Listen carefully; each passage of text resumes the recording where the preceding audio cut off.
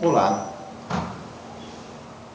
estamos aqui para dizer que Deus é bom e a misericórdia dele dura para sempre. Porque os homens viviam 900 anos, hoje vive 120. Foi dada uma ordem, Deus disse que caberia o homem viver até os 120, mas não vivemos mais até os 120. Uma média de 70 anos.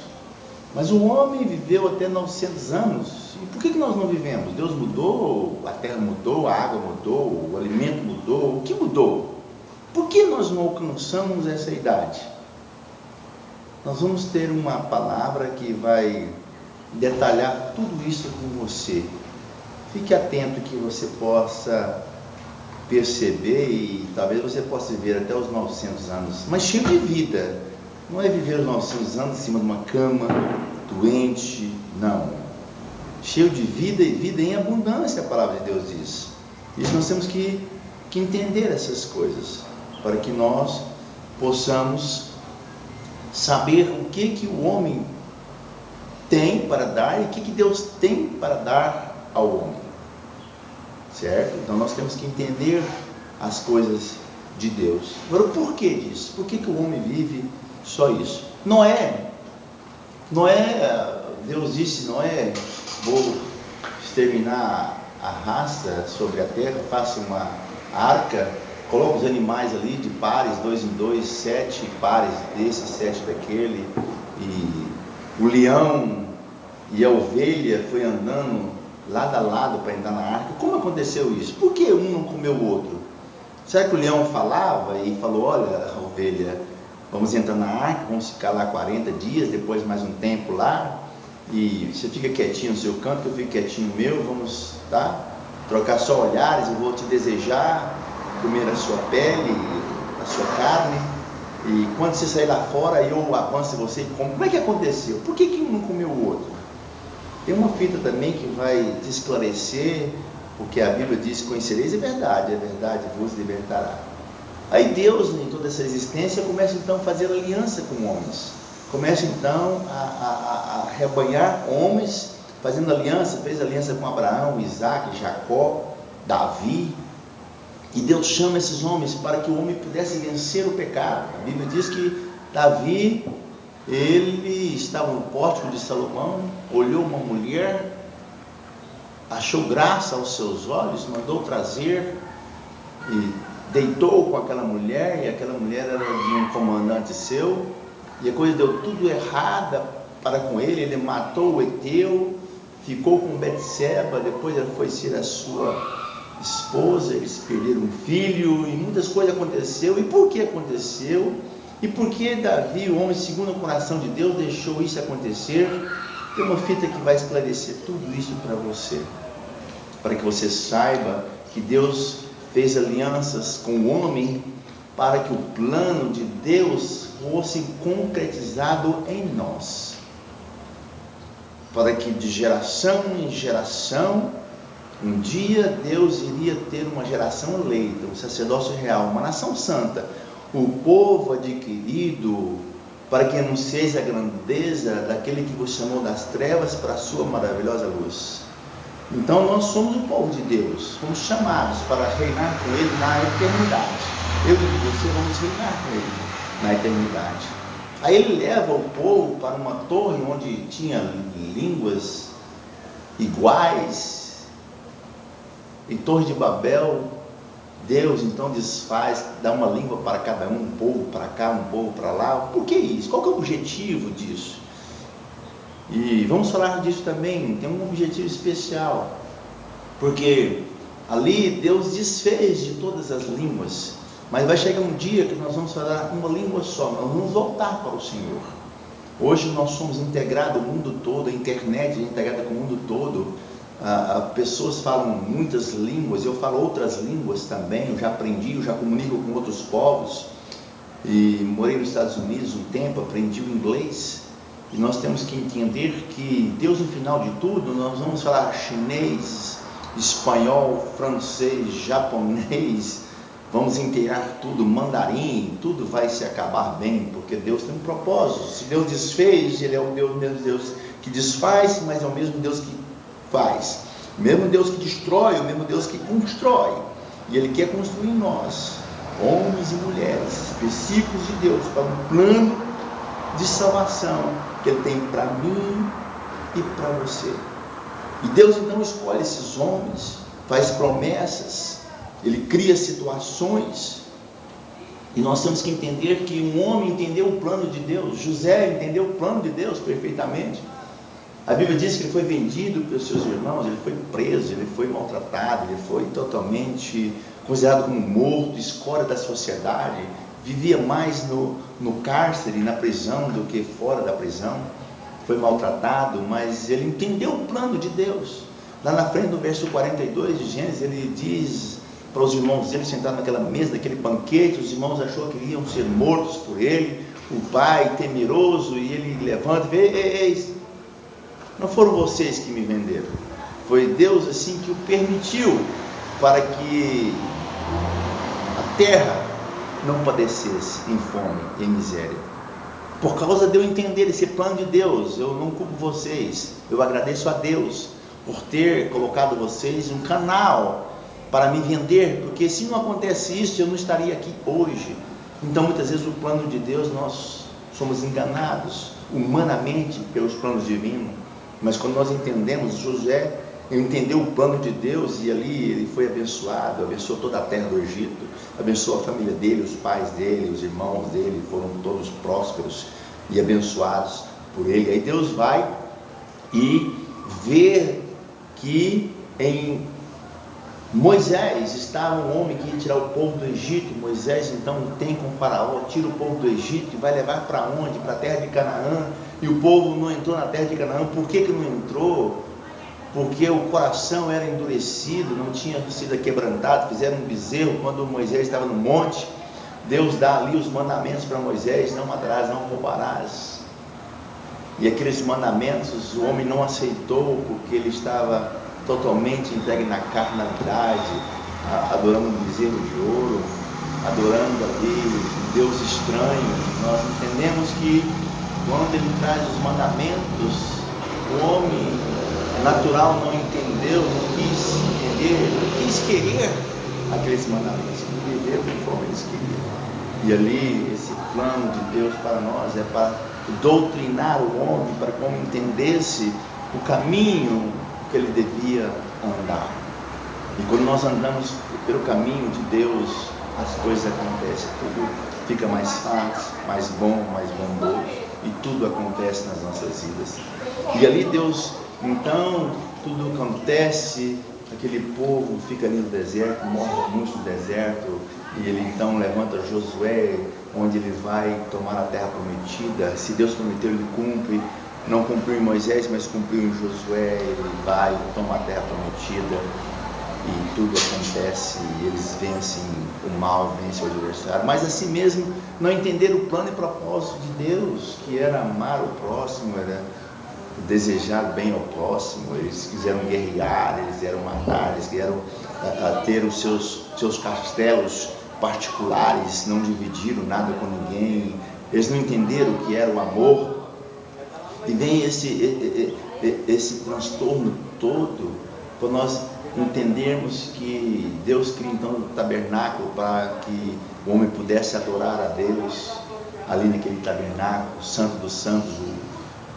O sacerdote entrava lá e adorava, e os pecados do homem eram perdoados, era um encontro com Deus ali, porque Deus não falava com o homem mais só através do sacerdócio, mas hoje Deus tem um livre acesso a você, a nós, a cada um de nós.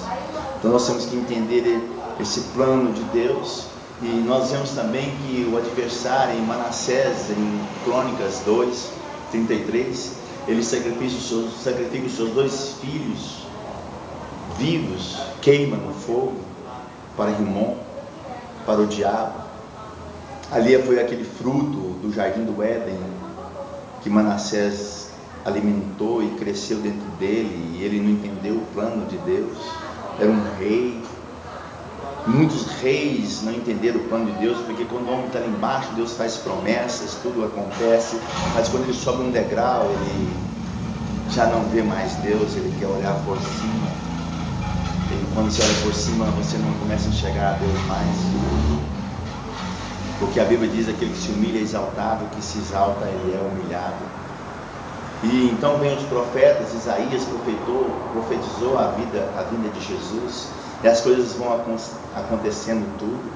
E ali no livro de Malaquias diz que: trazei todos os dias da casa do tesouro para que haja mantimento na minha casa, se eu não abrir a janela do céu, derramar sobre vós também a abastança. Deus não está falando de dízimo, de oferta ali.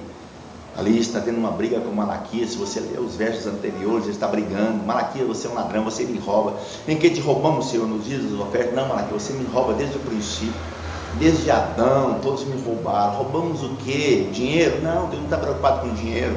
O dinheiro não vai para a mão do Senhor, o dinheiro vai para a mão do homem.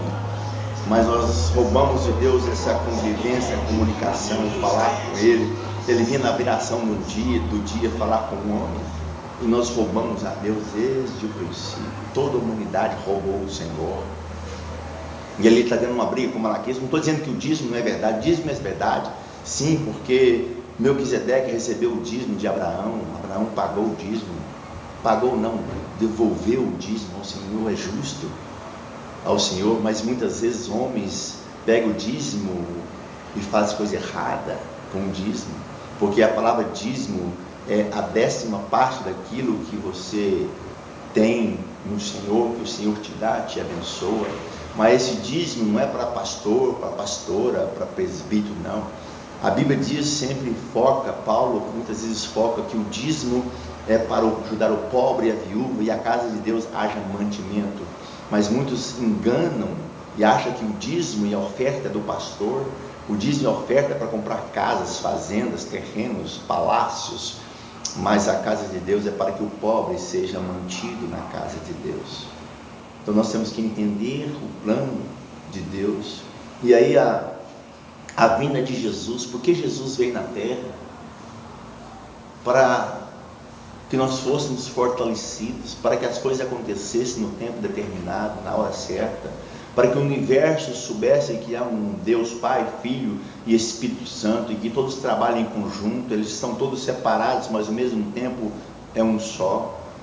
Então nós temos que entender esse plano de Deus, uma aliança que Deus veio através da cruz ligar nós ao Pai, através do sangue dele, através da morte dele. Ele disse que tinha que morrer pelos nossos pecados. E ele morreu por nós, por mim, por você, para que nós tivéssemos uma vida eterna juntamente com o Pai. Muitos falam que Lúcifer quis ser igual a Deus. Jamais Lúcifer quis ser, e ele não tinha nem a capacidade de ser igual a Deus. Como Lúcifer iria ser igual a Deus, usurpador? Como? Se ele era filho de Deus, Deus o criou. Deus criou todas as coisas, inclusive ele.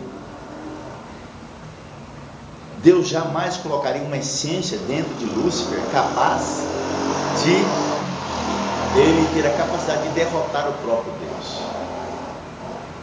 Porque se ele é Deus onisciente, onipresente, onipotente, é o Deus ontem, hoje e amanhã. Ele é o Deus que viu ontem, viu hoje, viu amanhã. Se ele colocou uma peça dentro de Lúcifer ali, sabendo que Lúcifer amanhã ia levantar contra ele, e ele viu o futuro, ele viu lá na frente, como é que Deus ia colocar essa peça, essa essência de Lúcifer? Deus não colocou isso. Eles pegam aquele texto de Tiro, o rei de Tiro. Está falando de um rei de Tiro, está falando de Lúcifer. Mas os pastores, estudiosos, pessoas pegam aquele texto. Não, esse aqui é Lúcifer. Quem disse que é Lúcifer? A palavra de Deus não tem sombra de variação. Ela é sim, não, que passar disso vem do maligno. Então Lúcifer nunca quis ser igual a Deus. Ele não tinha nem a capacidade de ser igual a Deus. Ele rende a Deus. No livro de Jó nós vemos bem claramente. Ele não podia tocar em Jó. A coisa para tocar em Jó, ele teve que pedir permissão a Deus. Senhor, o teu servo Jó, vai e toca, mas não tira a vida. Temos que entender tudo isso. E quando nós entendemos tudo isso, quando Deus cria a igreja, esse templo feito por mãos humanas. Deus disse que em 3 dias iria destruir tudo isso. A igreja não vai te levar para o céu, a igreja não leva a lugar nenhum, porque a igreja somos nós. Esse sim leva para uma comunhão com Deus, leva para a salvação, leva para a vida eterna. Mas o homem está preocupado com o templo. Qual que é o templo mais bonito? Qual que é a igreja mais bonita? Vidro, tem granito, tem mármore, tem todas as coisas. Humano entrou dentro do coração do homem. Então nós temos que entender o plano de salvação de Deus para o homem, que é só um. O que é o nascer de novo? Nascer de novo, ali é muito interessante, como Deus é claro, e diz: Nicodemo, você tem que nascer da água e do Espírito. Mas, Senhor, eu tenho que entrar no ventre da minha mãe e nascer de novo? Não, Nicodemo, da água e do Espírito. Se eu falo das coisas naturais, como é que você vai entender, Nicodemo? A palavra é tão clara, tão específica nesse texto, que o Senhor Jesus disse: se você não nascer na água do Espírito, você não vai entrar no reino de Deus. Mas que água? A água do batismo? A água da placenta? Que água que é essa? Água do rio? Água limpa? O que é água? É água natural. Por que essa água natural, pastor? Primeiramente, você nasce do Espírito. Aquele que nasce do Espírito, o Espírito envolve ele com alegria, com prazer. A Bíblia diz: aquele que não se tornar como uma criança não entrará no reino do céu. O que é uma criança? Uma criança brinca, pula, canta, está toda hora alegre, correndo, subindo e pulando. Ela tem sede, porque o desgaste físico de uma criança é maior do que um adulto que não tem Cristo. Ela é dinâmica, ela gasta energia, e os poros vão evaporando a água, e quanto mais você fala, a boca seca. Quanto mais você corre, mais você tem sede, porque os seus órgãos ficam latejando. O Espírito Santo queima dentro de você. Não queima para machucar, mas queima com amor, com a graça. É um fogo santo dentro de nós. E a Bíblia diz que rios fluirão do nosso interior. Aquele que nascer de novo, você pula, você canta, você se alegra, você é dinâmico, você prega, você não para, 24 horas falando de Deus, gesticulando: Deus, só o Senhor é Deus, santo, santo é o Senhor. E você gasta energia, e quanta energia você gasta, você tem que beber natural. Pastor, mas essa água natural, eu vou provar que é natural. Eu não, a Bíblia.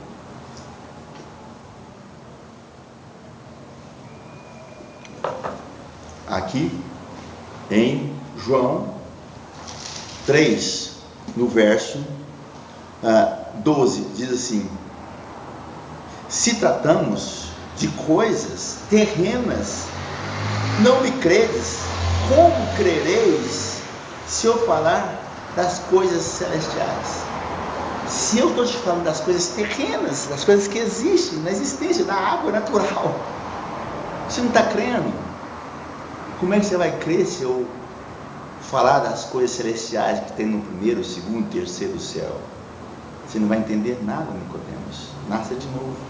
Nasça da água natural e do Espírito, porque o Espírito dentro do homem nascido de novo, ele não para, ele é elétrico. E você precisa de muita água para apagar. Não é apagar o fogo, é porque é um desgaste de energia grande dentro do homem nascido de novo. É como um pregador, ele prega 2 horas, ele transpira, ele tem que beber muita água.